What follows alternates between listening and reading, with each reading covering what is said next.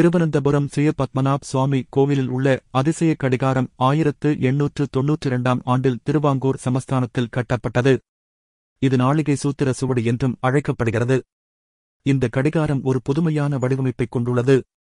கடிகாரத்தின் உச்சியில் ஒரு மனிதனின் தலை உள்ளது. அந்த தலையின் இருபுறமும் 2 ஆட்டுக்கிடாய்கள் ஒன்றையொன்று பார்ப்பது போல் அமைக்கப்பட்டுள்ளன.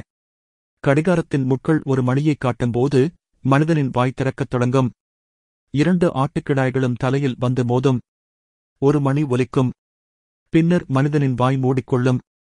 இதேபோல் 12 மணிக்குப் பிறகு மனிதனின் வாய் 12 முறை திறக்கப்பட்டு மூடப்படும். ஆட்டுக்கிடாய்களும் 12 முறை மோதும். இந்த கடிகாரத்தை திருவனந்தபுரத்தைச் சேர்ந்த பிரம்ம ஸ்ரீ குளத்தூரான் ஆச்சாரியா என்ற விஸ்வகர்மா வடிவமைத்தார். அவர் ஒரு திறமையான கொல்லர் மற்றும் பல்வேறு வகையான கருவிகளைச் செய்வதில் வல்லவர்.